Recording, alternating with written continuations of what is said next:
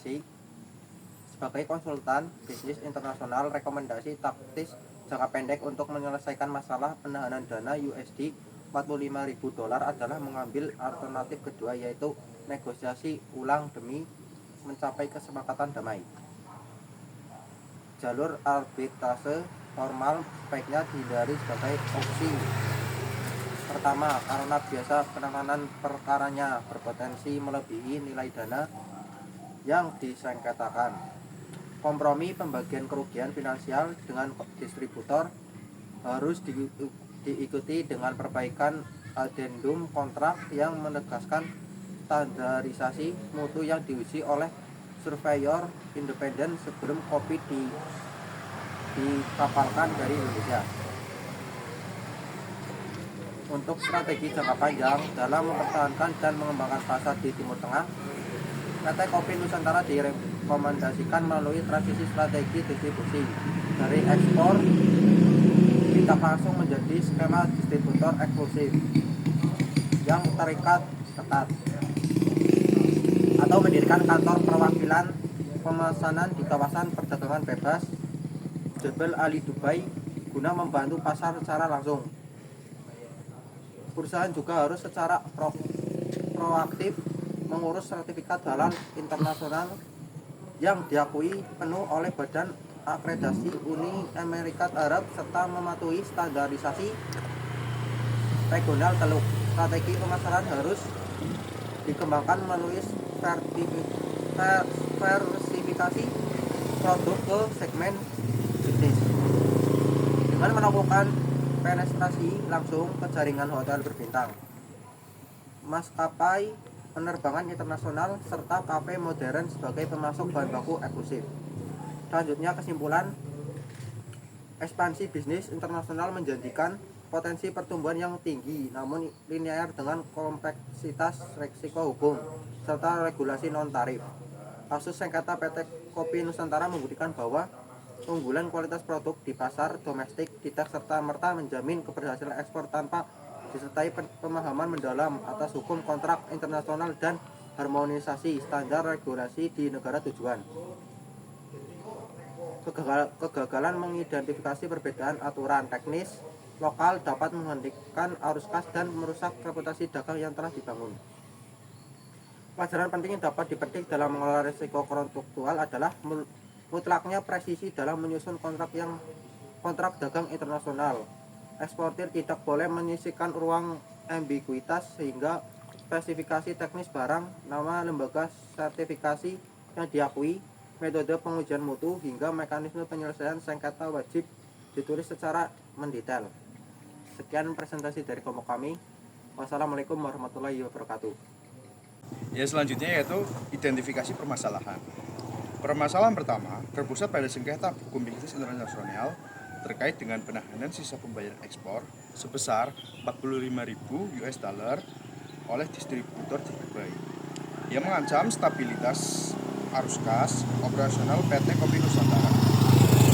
Konflik finansial ini dipicu oleh ambiguitas dalam kontrak dagang awal yang tidak menyebutkan secara spesifik nama lembaga akredibilitas sertifikat halal yang disepakati, sehingga memunculkan perbedaan interpretasi hukum ketika dokumen dari Indonesia ditolak di Uni Emirat Arab dan berujung pada ancaman penyelesaian lewat jalur arbitre internasional.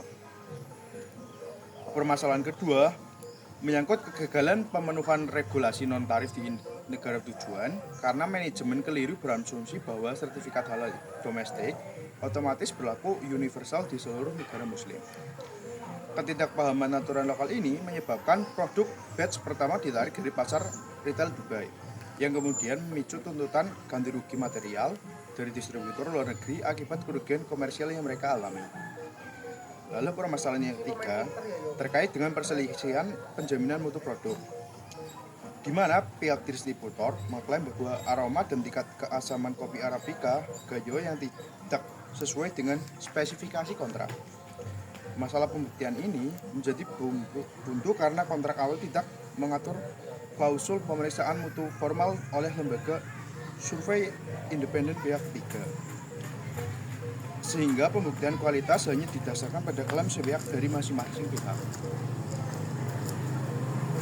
Untuk permasalahan yang keempat, yaitu mencakup dengan tekanan persaingan pasar global dari negara produsen raksasa seperti Brasil yang unggul dalam skala ekonomi dan Ethiopia yang menang secara kedekatan geografis.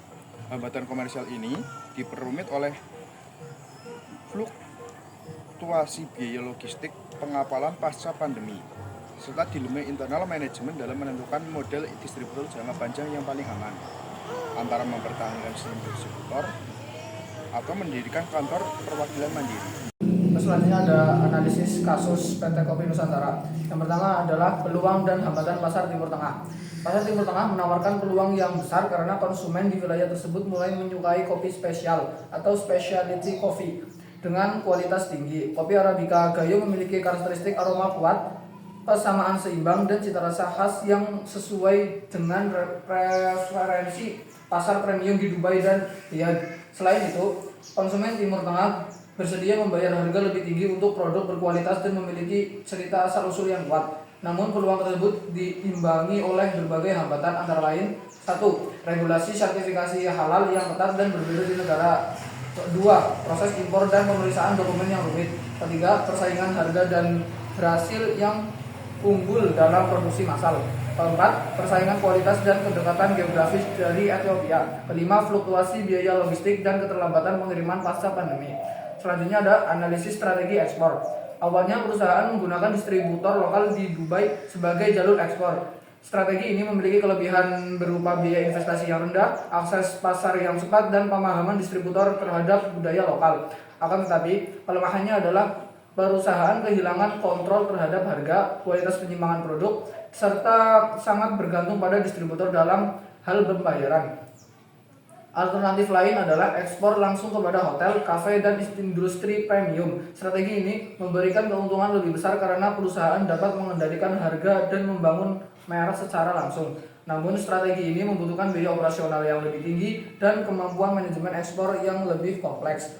Selanjutnya, penyesuaian produk untuk pasar Timur Tengah. Agar mampu bersaing, PT Kopi Nusantara harus melakukan penyesuaian produk. Kemasan perlu dibuat lebih mewah dan eksklusif dengan informasi dalam bahasa Arab dan Inggris. Selain itu, kemasan harus mampu menjaga kualitas kopi dari suhu panas ekstrim di Timur Tengah. Dalam aspek spesifikasi, perusahaan tidak dapat hanya mengandalkan sertifikasi halal Indonesia. Mereka perlu memperoleh sertifikasi halal yang diakui secara resmi oleh otoritas UEA dan Arab Saudi. Dari sisi branding, Kopi Gayo harus diposisikan sebagai produk premium dengan menonjolkan cerita asal-usul, kualitas petani lokal, dan keunikan daerah Gayo. Selanjutnya, analisis resiko dan mitigasi.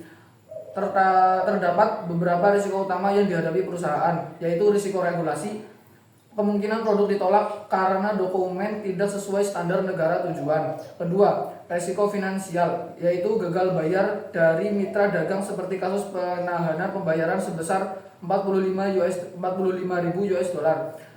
Ketiga, risiko logistik, berupa penurunan kualitas kopi selama pengiriman dan kenaikan biaya transportasi. Keempat, risiko nilai tukar, karena perubahan kurs dapat mengurangi keuntungan perusahaan. Untuk mengurangi risiko tersebut, perusahaan disarankan menggunakan letter of credit, asuransi ekspor, pemeriksaan dokumen sebelum pengiriman, pengurangan kontainer khusus, serta melakukan lindung nilai hedging terhadap kurs mata uang. Selanjutnya ada alternatif solusi.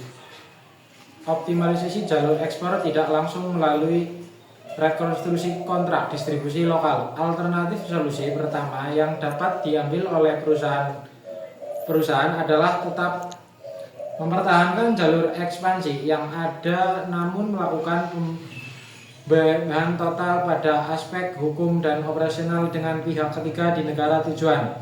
Pendekatan ini berfokus pada penyusunan ulang dari kontrak dagang interaksi secara presisi atau cultural precision untuk mengeliminasi segala bentuk ambiguitas hukum yang sebelumnya menjadi celah perselisihan. Dalam kontrak baru, konsul mengenai standar keputusan regulasi non-tarif seperti nama badan akreditasi, sertifikasi halal seperti spesifikasi yang diakui oleh MOIAT di Uni Emirat Arab dan SFDA di Arab Saudi wajib dicantumkan secara ekspansi. Kelebihan utama dari alternatif solusi ini terletak pada efisiensi modal dan kecepatan pemilihan pasar yang sangat tinggi. PT Kopi Nusantara tidak perlu mengalokasikan investasi dana yang besar untuk mengembangkan infrastruktur fisik baru seperti gudang atau armada transportasi di Timur Tengah. Karena seluruh aset logistik dan jaringan retail hilir tersebut sepenuhnya tetap memanfaatkan milik mitra lokal yang sudah mapan. Selanjutnya ada pengembalian strategi menuju ekspor langsung atau direct exporting ke segmen industri primer B2B. Alternatif kedua menekankan pada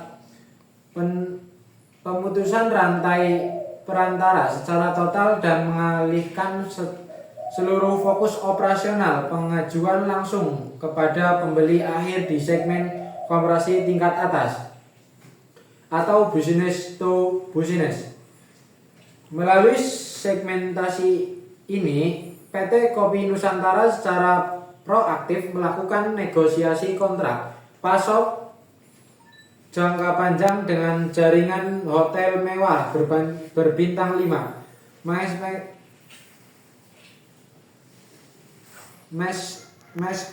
maskapai penerbangan internasional terkemuka di kawasan Teluk secara manajemen pusat dan jaringan kafe modern berskala besar di Dubai dan Riyadh. Untuk mendukung strategi ekspor langsung ini, perusahaan menginvestasikan lokalisasi produk secara mandiri mulai dari penggunaan kemasan pelindung khusus tingkat tinggi dengan katup udara satu arah atau on-way valve guna menangkal suhu ekstrim gurun hingga penguasaan sertifikat halal internasional secara langsung ke lembaga yang terakreditasi resmi di negara tujuan. Kelebihan utama dari alternatif pengalihan strategi ini adalah perolehan profitabilitas yang maksimal secara kontrol operasional yang sepenuhnya berada di bawah kendali perusahaan. Selanjutnya ada pendirian ekstensi mandiri melalui kantor perwakilan pemasaran dan hub logistik di kawasan perdagangan bebas. Alternatif solusi ketiga merupakan langkah ekspansi yang paling agresif dan visioner di mana PT Kopi Nusantara menamakan investasi jangka panjang untuk mendirikan kantor perwakilan pemasaran sekaligus pusat logistik atau logistik hub resmi dan kawasan perdagangan bebas strategis Timur Tengah seperti Jabal Al Free Zone atau JAFZ di Dubai.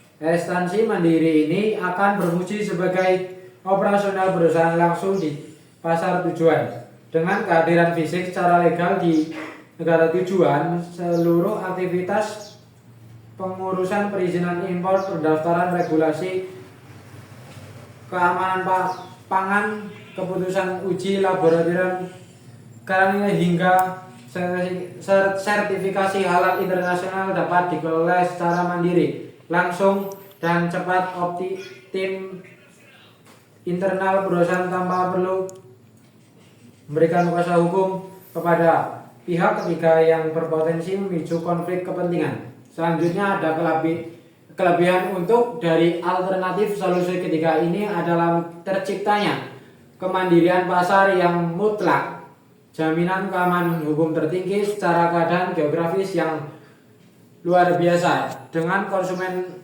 akhir dengan memiliki gudang dan kantor perwakilan di kawasan bebas perdagangan. PT Kopi Nusantara terbebas dari resiko terbebas dan dari resiko penahanan dana sepihak oleh distributor lokal karena seluruh transaksi pembayaran dan pembelian akhir masuk langsung ke rekening entitas resmi perusahaan.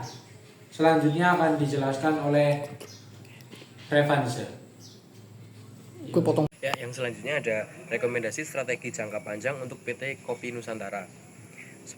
Sebagai konsultan bisnis, ada 2 langkah strategi utama yang direkomendasikan agar perusahaan bisa mandiri dan melepas ketergantungan dari perantara atau pihak ketiga. Yang pertama ada mendirikan kantor resmi atau pusat logistik sendiri, menyarankan pembukaan logistik hubungan resmi di kawasan perdagangan bebas WA seperti Jebel Ali Free Zone Dubai. Manfaatnya, memutuskan ketergantungan pada distributor luar, bisa mengawasi kualitas produk secara langsung di lapangan, mempermudah pengurusan izin impor dan sertifikasi halal internasional secara mandiri. Yang kedua ada alihkan fokus ke pasar B2B premium, diversifikasi agresif, keluar dari pasar retail biasa yang padat dan sensitif harga, lalu masukkan ke pasar business to business B2B kelas atas. Ya, targetnya ada menjadi pemasok biji kopi eksklusif untuk hotel bintang 5, maskapai penerbangan, dan jaringan kafe modern besar di Arab Saudi. Manfaatnya sendiri yaitu volume penjualan lebih stabil, harga tidak mudah ditekan, dan citra kopi Gayo sebagai kopi dunia semakin kuat. Yang selanjutnya, analisis penyebab utama sengketa hukum. Sengketa antara PT Kopi Nusantara dan distributor Uni Emirat Arab terjadi karena kesalahan fatal dalam penyusunan kontrak dagang legal drafting, yaitu klausul halal yang ambigu, tidak jelas, kontrak tidak menyebutkan lembaga akreditasi halal spesifik yang disepakati. Akibatnya, saat sertifikat halal Indonesia ditolak oleh PBN UEA, terjadi multitafsir sesuai aturan internasional. Masalah dokumen yang membuat barang ilegal dijual ini dianggap pelanggar kontrak mendasar. Selanjutnya tidak ada klausul inspeksi mutu independen, yaitu kontrak tidak diwajibkan pengujian kualitas atau aroma, kadar air, keasaman oleh survivor independen di pelabuhan asal Indonesia. Dampaknya itu sendiri, barang tiba di Dubai, distributor bisa dengan mudah mengklaim sepihak bahwa kopi rusak dan meminta ganti rugi, sementara PT Kopi Nusantara tidak punya bukti hukum yang kuat untuk membantahnya.